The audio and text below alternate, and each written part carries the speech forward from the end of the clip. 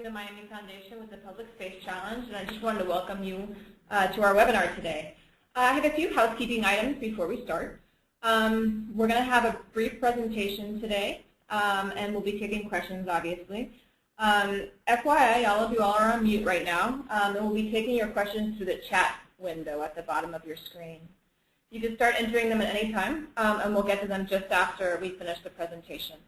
We are going to record this, and we're going to post it on our blog at ourmiami.org, but we'll also send you a link afterwards just so you can have it and send it around if you need to.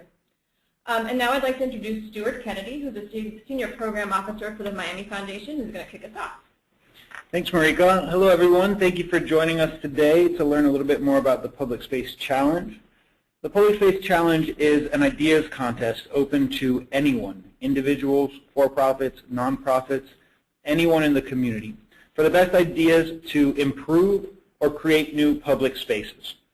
Today what we'll do on this webinar is we'll learn a little bit more about what we mean by public space.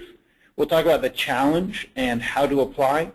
We'll give you a few tips, and then after the brief presentation we will answer any questions. So with no further ado, I'm going to introduce Marta Viciedo. She is a 2013 Public Space Challenge winner. She runs a firm called Urban Impact Lab that does research and demonstration projects for urban improvement. And she's been helping us with our information and training sessions throughout the challenge. Marta? Hi there. Welcome, everyone. So we are going to go through a quick presentation, as Stuart said, about the Public Space Challenge. Give me 1 second.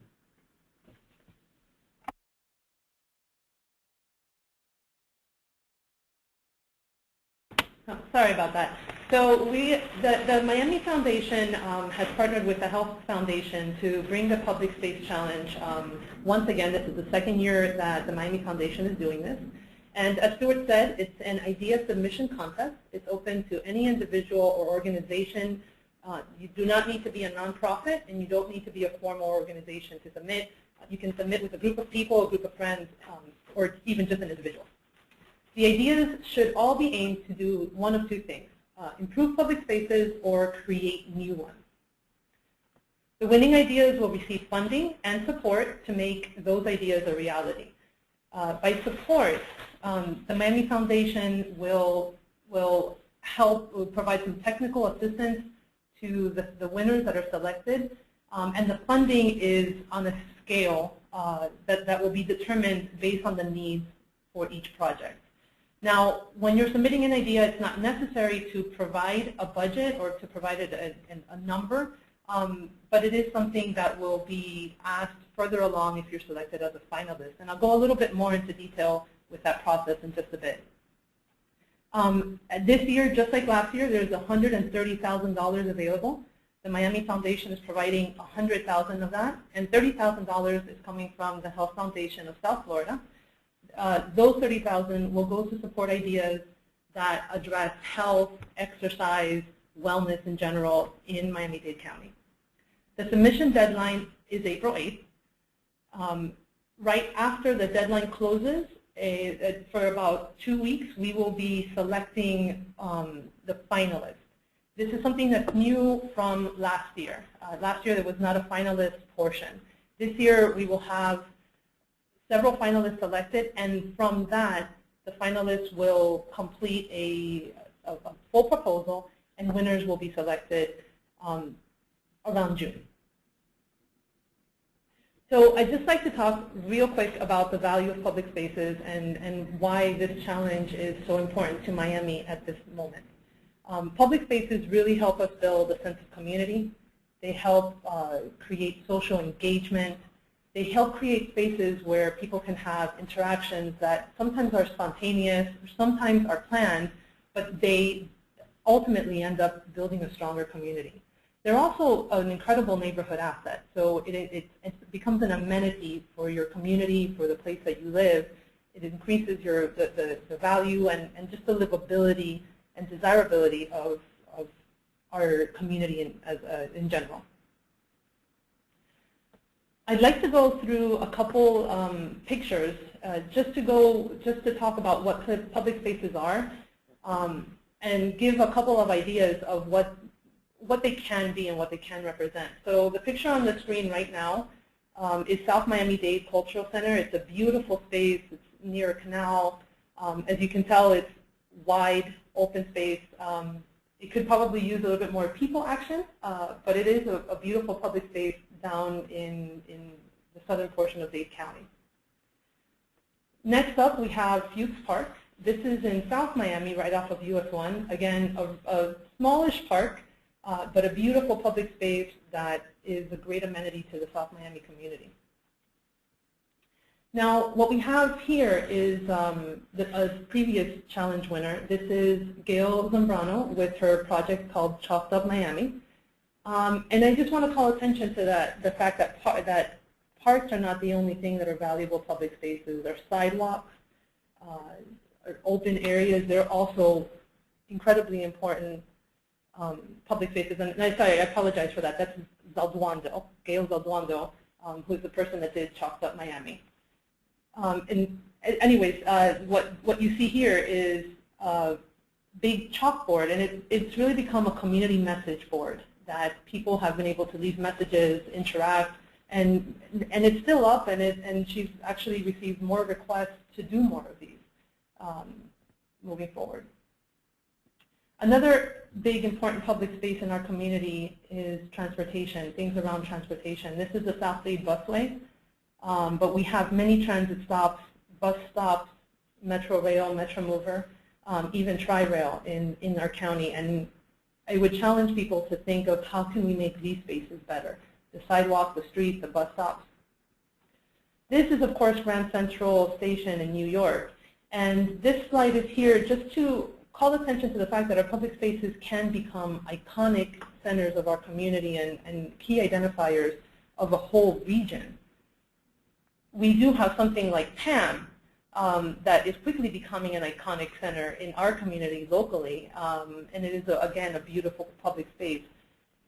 Clearly, something like PAM or something like Grand Central Station isn't what the Miami Foundation's Public Space Challenge is set to fund, not at that scale.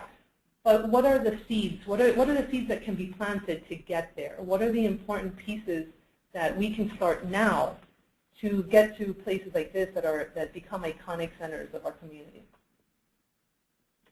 The next picture that I'd like to show is from Detroit. And part of the reason that this picture is included here is because this looks to me very much like something I would see right here in downtown Miami. The building, the walkway reminds me of what I've seen along the Riverwalk. And the only thing that's missing in our Riverwalk is people and activities and just general action. If you look at the picture, there's not a ton of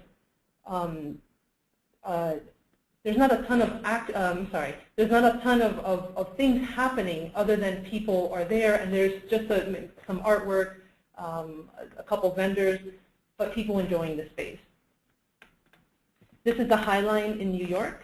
The High Line is an example, a great example of repurposed public space. And recently, on our Public Space Challenge website, there was another submission for something, I think they're calling it the Low Line, where they're taking the Rickenbacker, well, the abandoned bridge beneath the Rickenbacker and turning it into something that's more amenable to public use. So just examples of how things can, pardon me, can become repurposed spaces that otherwise would never be used. This is Pioneer Square in Portland. Think of our courthouses, our steps of our courthouses. How can we use courthouse steps, reinvent them so that they become beautiful public spaces? And they're open for people to just use. Again, not a ton of investment here. It's just open. There's a couple things for people to do, but it's pleasant. Another one of our Public Space Challenge winners from last year, this is our Biscayne. It's a farmer's market that happened along Biscayne Boulevard in one of the parking lots. They took over the whole parking lot for 4 Saturdays in a row. And they turned it into a wonderful farmer's market where people in the area could get fresh foods, they could get fresh fruits and vegetables as well, and listen to some music, and it was a great space. Again, this is another really good example of planting the seed. So with a project like this, it may not be a long-term project, but it certainly creates a demand for something that then can become systemic change, that something can become a little bit more permanent. And I would urge people to think about that when you're thinking of what's a great idea for a public space. If the budget seems to be something along the lines of $250,000, if you scale that back, what could you do now to create the demand for that bigger vision that you'd like to implement? This picture right here is from Portugal. It's also one of the Public Space Challenge winners from last year. It's my project. This is the umbrellas project. So this is something they do in Portugal. They suspend umbrellas once a year. The artist is unknown. But they suspend the umbrellas basically just appear over a pedestrian walkway. In Miami, we'll be doing that within the next month. And we'll be suspending umbrellas, again, to create just awareness of the need for shade and a little bit more comfort for a public space. And the last couple pictures I want to show you are also projects that I've previously worked on with many community members. The one on the left is the Purple Line. The Purple Line was a temporary train station that we built. But what I really want to call attention to was the simplicity of a part of the project that was very successful, which was the crosswalk. This was done by members of Emerge Miami. They took basically a reclaimed billboard and they painted it and taped it down. And cars actually stopped and allowed people to walk across an otherwise somewhat unsafe street. That type of intervention really calls attention to what's needed, and it raises the awareness of what can be. The last image on the right is from the Little Havana underpass. This was another project where we took an underpass space and turned it into a playground for kids with the help of several collaborators. We put up a climbing rope, and you can see the kids kind of climbing, going up the overpass, and then they have a black tarp, a black plastic tarp that was used as a slide. What you can see in the picture is a suspended tire swing and the sail that was put up for movies. Again, very low budget, but it was very impactful. People were like, oh, this is a great idea, and it plants a seed for something that can become much more of a long-term change. Now, what I'd like to do with this image is I'm going to explain what it is, and I'd also like to use it as an example for how to submit an idea to the challenge. This is an old car lot that was turned into a mini golf park.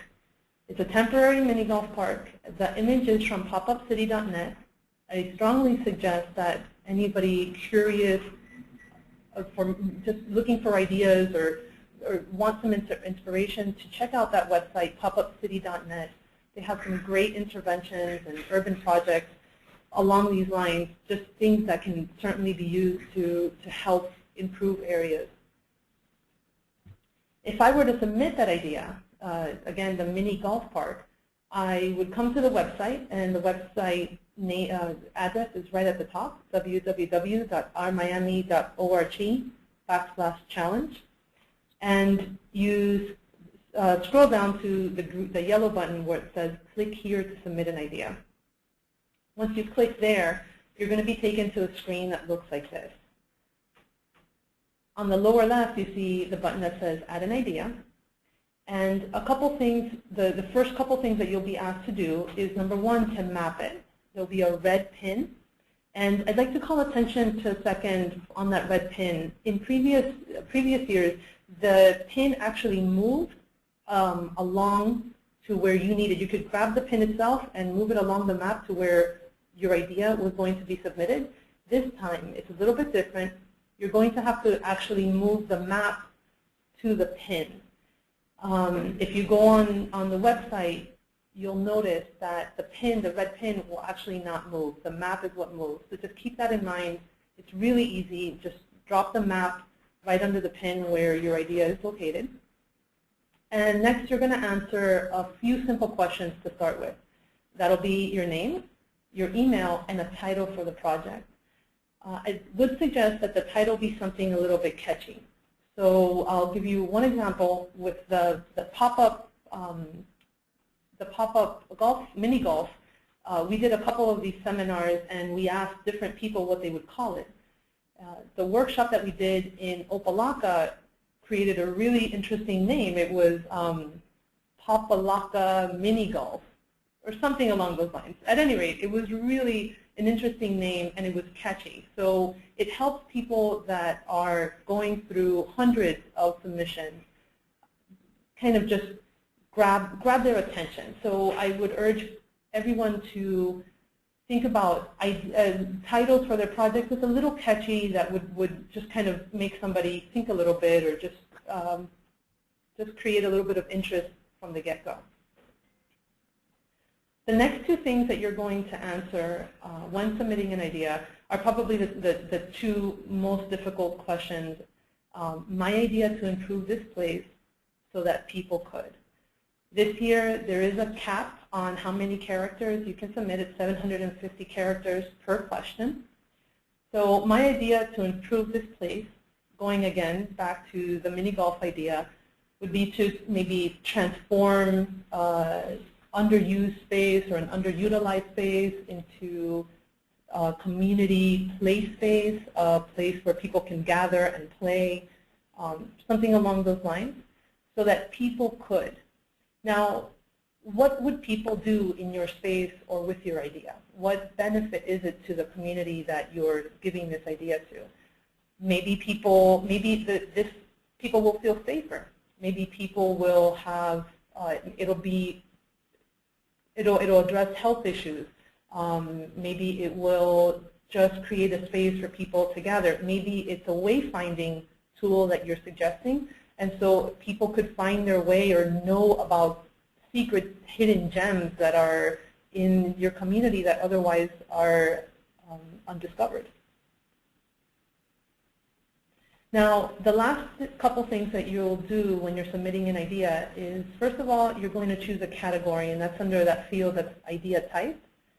There's several categories: comfort, beautification, wayfinding. There's a couple. You can only select one, but try to choose the category that best fits that idea.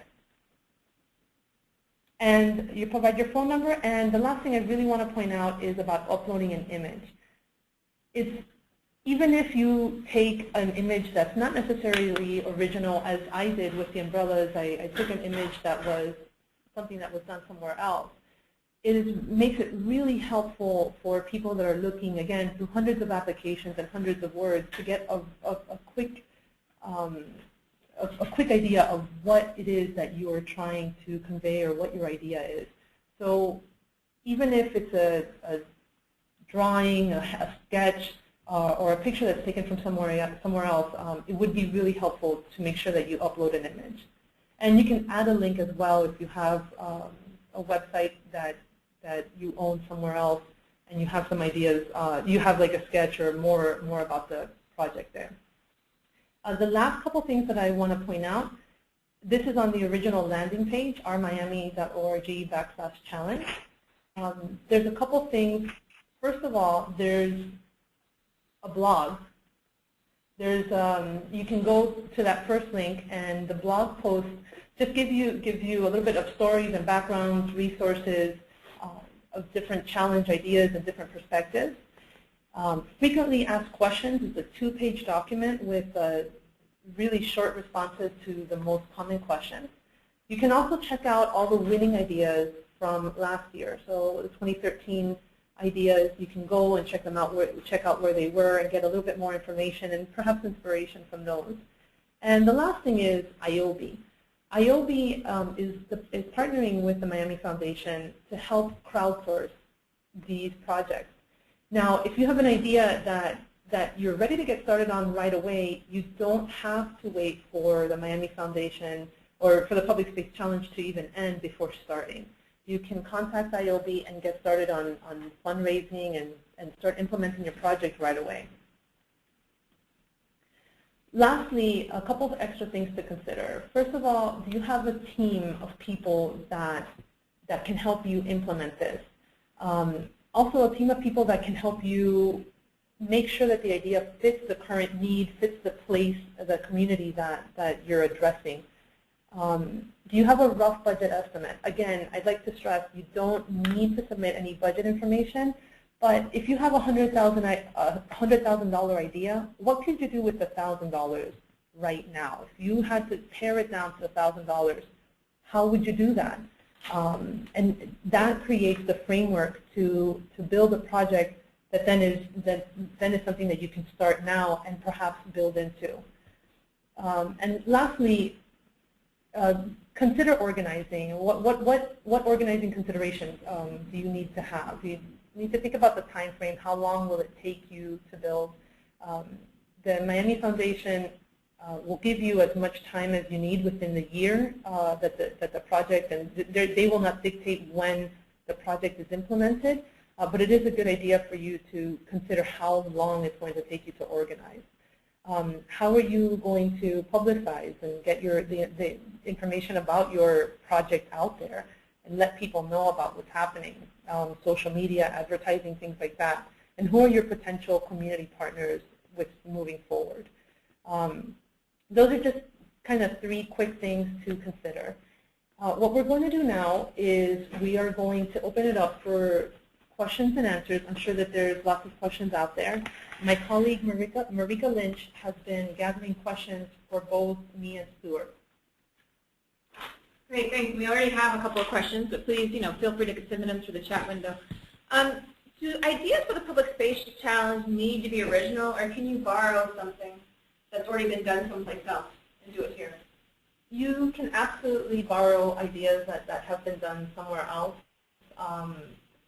As a matter of fact, I would say that some ideas that have been done somewhere else, they're great places to start here as long as they address a need within your community.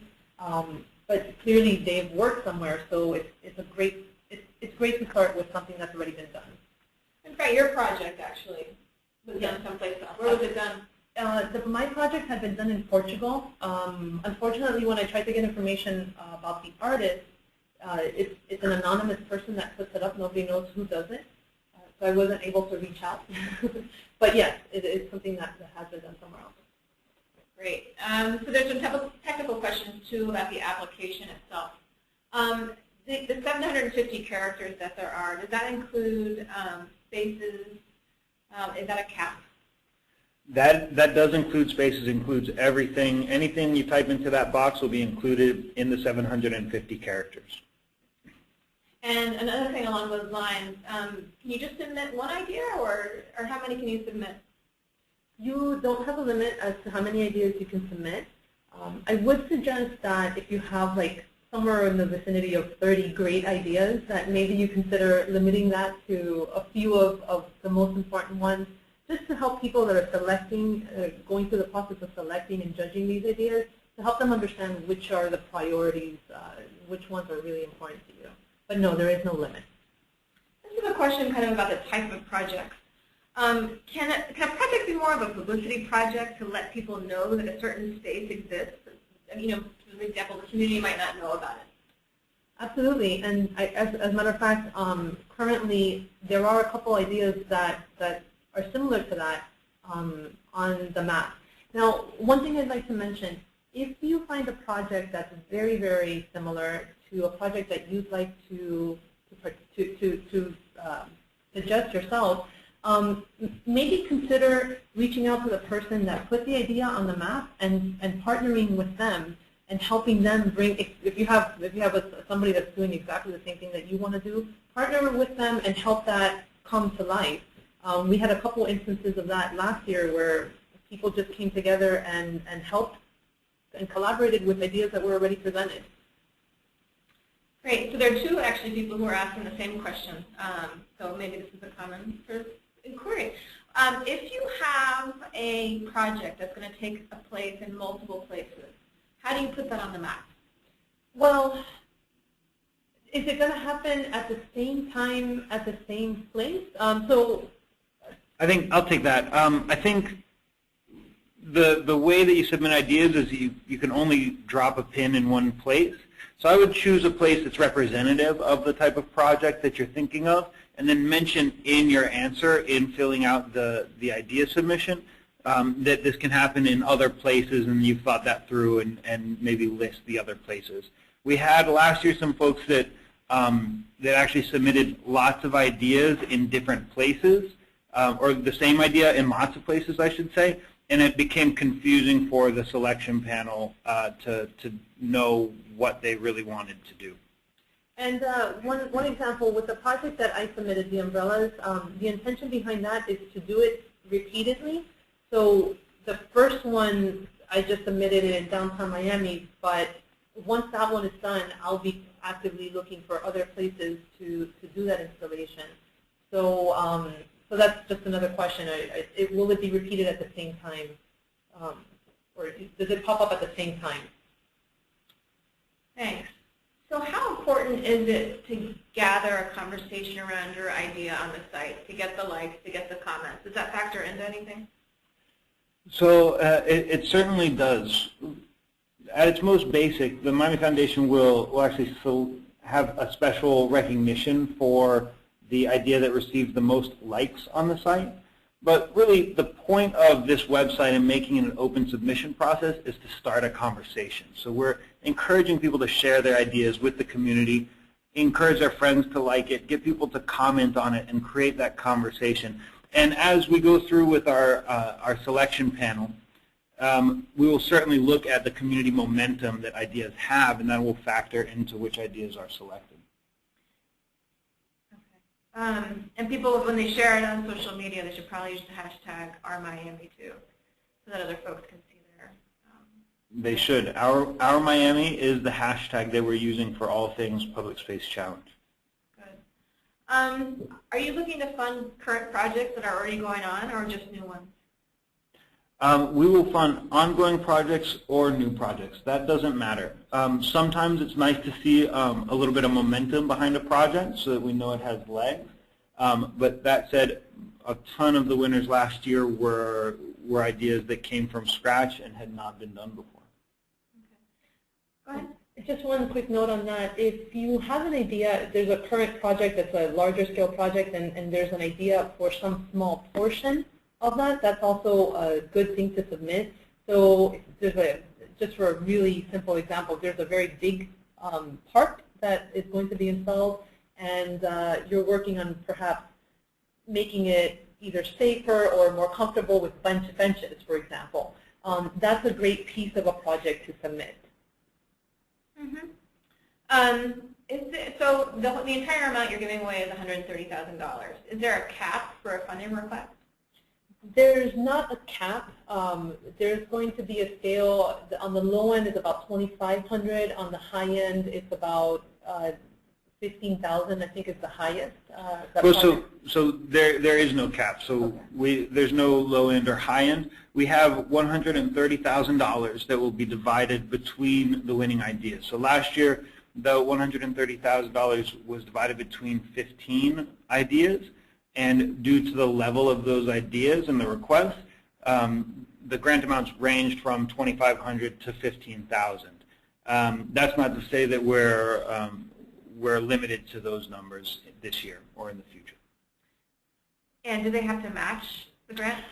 They do not have to match. There are a number of ideas received funding a little bit under what they had hoped to do the full scope of the project they had hoped to do. And so we set them up with IOB, which Marta mentioned, which stands for In Our Backyard, and is a crowdfunding platform online, so that they could raise additional dollars to do their project to really the scale and the level that they had hoped to do. And many folks have been successful in raising those funds. And of your current challenge winners, where else have they found funding besides crowdfunding? So we've had winners that have found additional funding from municipalities. So they have actually brought their idea, and we've helped connect a few people with the right department in a local government. and the local government has liked the idea and agreed to add additional dollars to get it done. Gwen Cherry Park, for example, the Gwen Cherry Park Foundation won for an idea to cover, a shade to cover their outdoor exercise equipment, because the seniors and the children that were using that couldn't use it when it was very sunny or raining. Miami-Dade County Parks loved the idea, agreed to join in the funding and get them all of the funding that they needed on top of the Miami Foundation funding to make it happen. And also consider, again, going back to community partners, there might be people that can't donate funds, but they can either donate services or goods, something that maybe that you can help, that can help you build out the project. So support doesn't have to come through funding alone; it could come through in-kind donations as well. And just so people who joined in late, we are recording this, and we're going to post it on the Our Miami site, and send you all a link too, so that you can go back and look at it or share it with people you need to. One of the participants wants to ask if there are specific public places in town that we'd like to see addressed. There aren't at all. One of the reasons the Miami Foundation decided to do this project is we decided it wasn't for us to decide where those places were.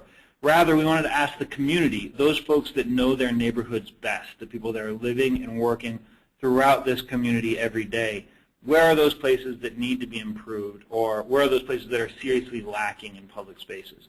So one of the major goals behind this project is for the public to give us their ideas on where we should make an investment in improving public spaces. And wellness is part of this too, particularly with the Health Foundation funding. How do you define that? The Health Foundation has joined this challenge to fund ideas that promote physical activity or healthy eating, things like farmers markets and community gardens. So that could span a wide range of different projects, anything from running trails to yoga, yoga in the park, which was a winner last year, to actual farmers markets. I think there's an idea on the website now for a mobile farmers market that would go throughout underserved communities that don't have access to fresh veggies and serve multiple communities rather than being stationary in one place. So those kinds of ideas that promote that kind of healthy living would be eligible for Health Foundation of South Florida funding. And you mentioned too that this year there's going to be finalists. Tell us a little bit about that second phase. Is there another proposal due, or how does that work? The second phase will be a full proposal. So we'll ask for the finalists to fill out a narrative form. So there's about 6 questions that they'll have to answer, and then they'll have to fill out a full budget, an estimated budget. It's still designed to be pretty easy, so it's not like your typical grant application that can be very complicated. This is designed to be open to anyone, and so our materials are designed that way as well. I'll add that in addition to, well, we're not just throwing anybody that is a finalist to the wolves on that. We're actually going to provide technical assistance, the same technical assistance that our winners had last year. Our finalists will receive, so you'll have someone who can help you sit down, think through your project, and then put that into words on a full proposal. And do you have a number in mind of winners for this year? We don't have a number of winners in mind for this year. We really don't. It will depend completely on the ideas that come in, that rise to the top, and the scale of those ideas. Mm-hmm. And then for pictures, can those be attached to your idea on the map?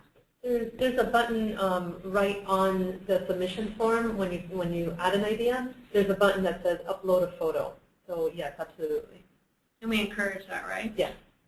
Strongly encouraged. It would definitely help those on the panel to just be able to understand and visualize the idea. Mm-hmm.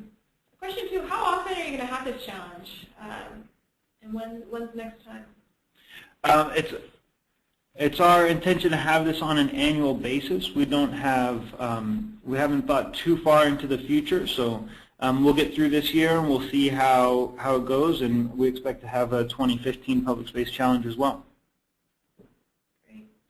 Just a reminder that you can send in questions through the chat part. We'll be here until we finish up with questions, and we're getting to the end of the questions. So if you have one, please go ahead and submit it, and we'll get to it. But meanwhile, if somebody has an idea for a really large-scale project, say they wanted a pool for their neighborhood or something, is this a place to start for funding? Absolutely. Perhaps not to fund the entire community pool. That might be a little bit beyond the scope of this challenge. But I would urge anyone to think about what are the elements, what's the experience that you're hoping somebody will have, so or the community will have. So if you're interested in, with the example of a pool, if you're interested in creating a community play space that's around water, it's a safe space for people to get involved and come have some fun, how can you do that on a very low-scale, low-budget way? We had this question come up before, so I'll give a couple hints. There's probably a lot that you can do with some blue roof tarps, with some PVC pipes that have holes drilled into them and maybe a hose or two. But things like that. What could you do to create a play space that really speaks to the heart and the experience that you're wanting to provide? And then that can create that demand and plant that seed in your community for something that is much larger. And really this challenge is about creating that conversation. We've said it a few times, and as Marta said, increasing the demand for these spaces. So, so definitely thinking about that small scale idea that you could implement that could grow into the larger vision. But we also had a number of great ideas that came into the challenge last year that were well beyond the scale of funding that we had available. Things like digging a tunnel under Biscayne Boulevard in downtown, moving the road down to that tunnel, and increasing the park space up right into downtown. That's a wonderful idea, well beyond the scale of the $130,000 that we have available. We did recognize that idea, though, as a big, bold idea. We recognized 4 ideas as ideas that we really believe in. We think that if it could ever happen, it would be wonderful.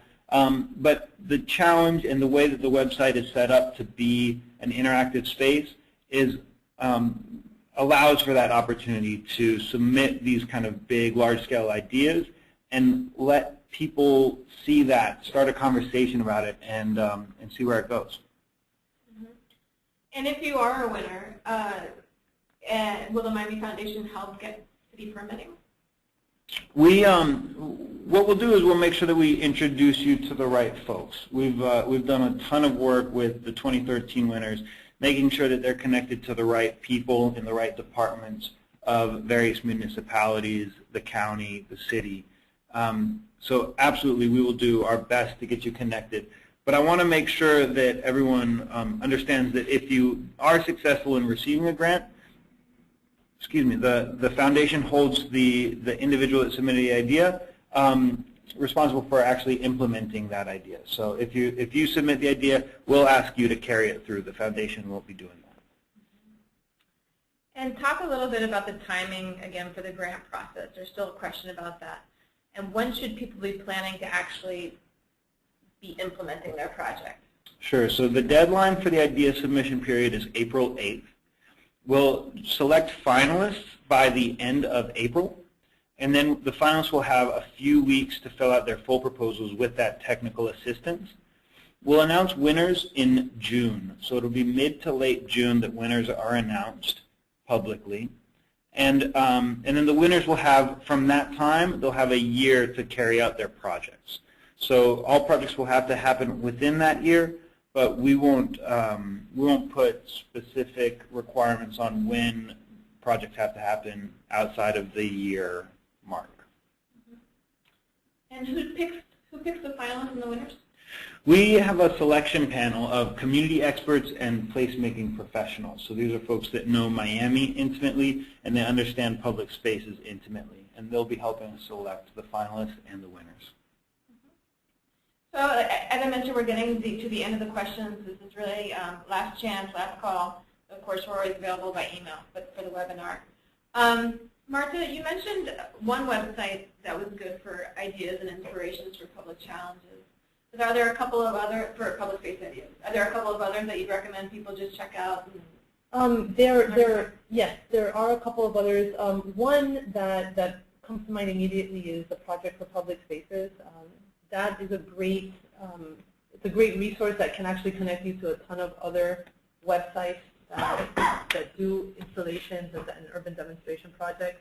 The one I mentioned earlier was popupcity.net. There's a lot of really great ideas. There's also a couple of companies or organizations that you can follow on Twitter. One of them is called the Sidewalk Ballet, popupcity.net as well.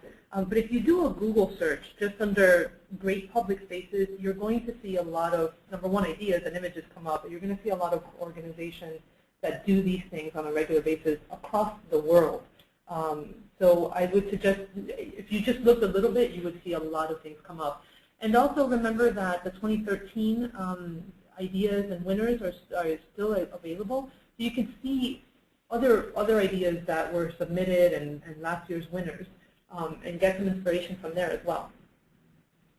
Okay, there are a couple questions here about who can apply and does it matter. Does it make a difference if you apply as a nonprofit or as an individual? It doesn't make a difference. The challenge is open to anyone. You could be a nonprofit, you could be an individual, you could be a for-profit. It really doesn't impact your idea submission. Okay. What are the advantages and disadvantages of making ideas public? It seems like getting likes is of value, but what about the aspect of competition for getting picked? So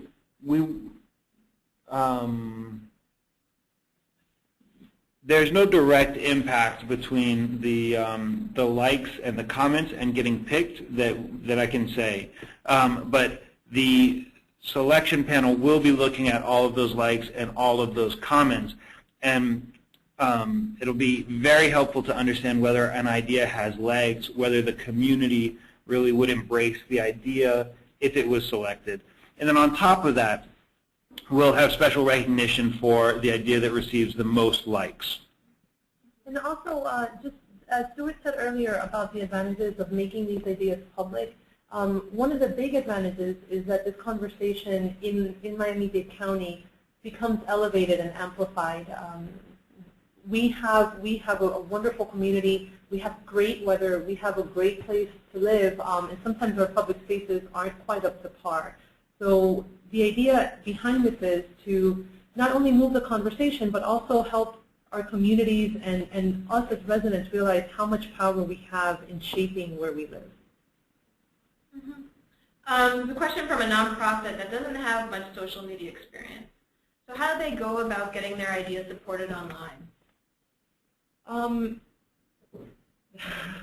Well, when I'm assuming that with not a lot of social media experience, I'm assuming that perhaps that means that there isn't like an active Facebook or Twitter account. You can still, even if you were able to post it on your personal accounts or friends, people that you know are heavy social media users, those are great collaborators and brand new partners to your project without even knowing. And you can ask them to share the idea. You can also forward the idea via email and ask people to go on their own social media and share it for you, or go directly to the website and like it on the website. Yeah, I'd reiterate that, Martha. It's a great partnership opportunity. So look into your network for who is great at those things and see if they can help you. And maybe it's an opportunity to start to learn a little bit more about this. We've had to tackle this issue quite a bit with our Give Miami Day, a 24-hour day of giving that the Miami Foundation puts on every fall. And it's been a challenge, but it's also a great learning opportunity. I just add that don't underestimate either the power of email and emailing around that link to your supporters and your friends and family. That's good too. A very specific question. If I apply as an individual but I'm living outside of Miami for most of next year, can I transfer the award to another person on my team? Yes. Yeah, that should be fine. That would be something that during the full proposal period we would work through with you and make sure that you have somebody that is fully invested in the idea and making it happen. That's really the point during that full proposal period, where we'll try and suss out to see whether people are really committed to making these projects happen or not. So if that needs to be somebody else that you transfer the idea to, that shouldn't be a problem. I think that's really it. So we're going to wrap up here. I just want to remind people that this will be posted on the Our Miami blog. So you can go to ourmiami.org. There's a link for the blog on the homepage and follow it. It'll be posted by tomorrow morning, and we'll be emailing it out to folks too. It includes the whole webinar. It's a webinar replay. It includes all the images and the slide deck and the audio. So you'll have to listen to the replay to get all the questions that were in there. Stuart? Great. Thank you all for coming and participating. I just want to mention quickly we have 2 more events in person. If you want to come out and ask us questions or hear any of this again, or tell your friends about these events, we have a happy hour tomorrow at PAM. They do a third Thursday happy hour, and we'll be there. We'll have a table, and anybody can come and just chat with us, and we encourage folks to come out and meet others in the community that are interested in public spaces and these kinds of projects. And then our final information and training session will be next week, March 26th, from 6 to 8 at Miami Center for Architecture and Design downtown. All that information is available at ourmiami.org on our blog.